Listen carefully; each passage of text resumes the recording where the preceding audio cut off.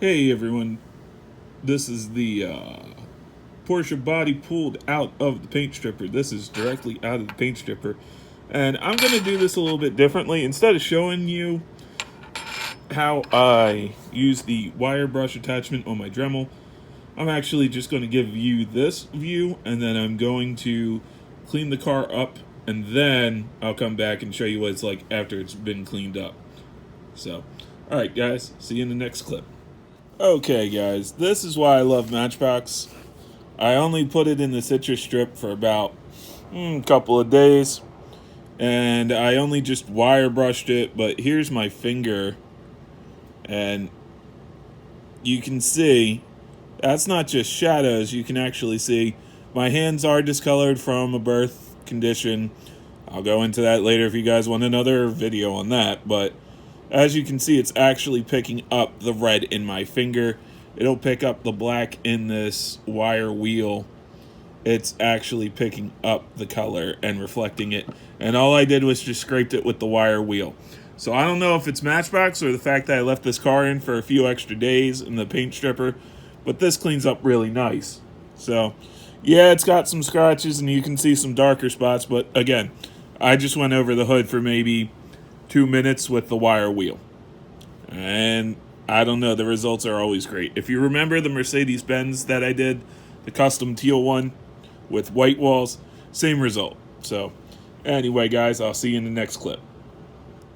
Alright guys, so this is before running a Scotchbrite on the car. This is just the beauty of it. Yeah, having an adult beverage. So what do you want from me? It's after 12 and, it's 5 o'clock somewhere. Anyway, I'm going to run the Scotchbrite on this and then show you guys the results after that. I'm using the green Scotchbrite brand. Yeah, there we go. So let's see how that works for me. I was told many moons ago to use that on these, and that I'll thank the person who told me to do that later. Anyway, let's see how it goes. Well, Scotchbrite pad really brought this to light. It took away all the dark, or most of the dark spots, so I think I'm just going to go through the sanding process next.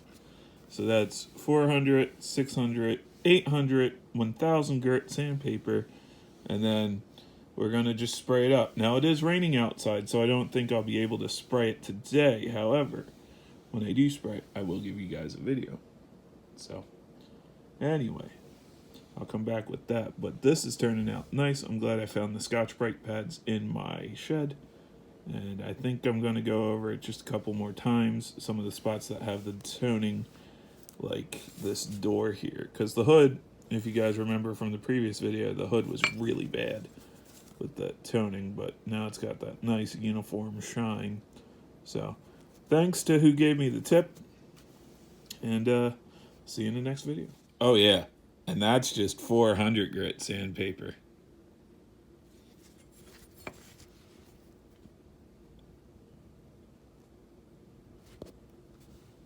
I mean, that's got a really nice shine to it. Here's the other part of the car that hasn't been hit with the 400 grit yet.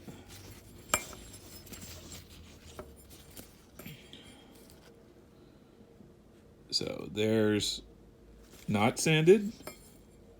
There's 400 grit sandpaper. And I'm going up to 1000 grit, so this will look amazing.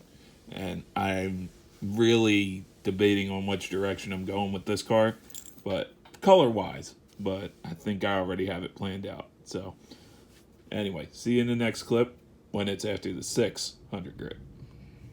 Alrighty, so 600 grit right here. Nice and smooth. Looks like it picks up my finger. 800 or 400 grit. Yeah. So, and just again, 600 grit, 400 grit. So 4, 6. So yeah. One thing I've learned over a few years of doing customs, take the time and put in the work.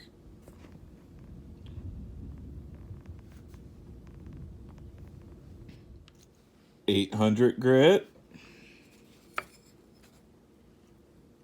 800 grit, 600 grit. So, 800 grit, 600 grit, 800 grit, 600 grit, 800 grit, 600 grit, 800. I think you guys get the point. All right, last of the sending, which I can hear the oh my gods and the thank gods and the eye rolling and the sighs. So, 1,000 grit, 800. After this, we rub it down with some triple aught steel wool just to get the scratches out even more. And then it did stop raining, so we can probably go outside and paint. Yay! So this is after the triple aught steel wool. This is before. And we've got one other step before we can paint. And this is after the triple aught steel wool. And that is polishing. So yes, if I'm going to use translucent paints, hint, hint, I like to polish my cars as well. So anyway, I'm going to get done with the steel wool, and then I'm going to actually polish this car. You guys don't need to see that. So, and then I will paint. That's our car all shined up and polished. This thing is a beauty. I'm no artist, but I think if I can just run the course on it, just keep everything going sturdy, we're going to get a really nice product here. Now I'm doing a strange, not really an official Porsche color, however, and everybody hold me to this. If I can drive and I get a license and I have enough money to buy a Porsche, I'm buying this one, and I'm either going to get it painted or wrapped in the color I'm painting it. So, and you guys will see that I will actually have video of me painting this. This is going to be a no primer paint job. So, I better get out there before it really starts pouring down, but I got to put some tools away. So, anyway, guys, I know you can see a couple little scratches like right there. That doesn't affect the casting at all. It is smooth as glass. My finger just falls right off it. So, and I did degrease this.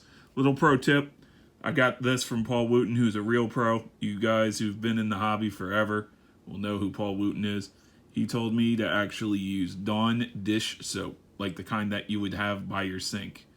If it can get oil off of birds during an oil spill, I'm pretty sure it can really degrease the heck out of it. Every custom I've done so far in the past 6 months since after Christmas, I've been using Dawn dish soap to degrease my cars after the stripper's been on it, and after I polished the car, I've been using Dawn degreaser. Well, Dawn dish soap as degreaser. So, anyway, time to get out there and get painting. Okay, so there it is. There's the final product. I kind of messed up the detailing a bit, but I can live with it. Those wheels are standard Hot Wheels wheels, believe it or not. They came off the Impala from the previous video. So, the lowrider Impala, all I did was just swap the wheels out of this green Porsche. It's clear coated. The only thing is, I didn't know it was a metal flake green. So, and I had issues with the airbrush. This was kind of a cursed project, believe it or not. Certain parts of the car are darker than the other. That's my one taillight, and I think that's a better taillight. I was trying to save some of the white, but the interior's painted. I could have gone a little bit further with the detail on the interior, but I'm impatient. I have 3D printed steering wheels, and I keep forgetting that I have those. I should have just lopped off the wheel, but hey. I also had really bad drill bits, so it's not like I can go back and unscrew it. The car is super glued together, which is fine. You know, it doesn't fall apart. But, and I know you guys are probably going to laugh at those goofy headlights, but honestly, to me, they look more prototypical of the Porsche headlights. And also, let's do a rolling test real quick. Just so you guys know I'm not BSing you. And then one more time. It's going to come into your screen, guys. Alright. One more time. It's going to roll right past you. Yeah, it rolls. It rolls phenomenally. So, anyway, I did end up getting new drill bits, so not the next custom that you guys will see, but the custom after that will probably be better put together. Now I'm just debating what car I want to do next. And I think I've got a Porsche problem, believe it or not. I never was a Porsche collector to start with, but I really like this car, and I have, some crazy ideas for this one. Mostly paint-related crazy ideas, but anyway, I'll see you guys in the next video. Hope you liked it. Have a good one.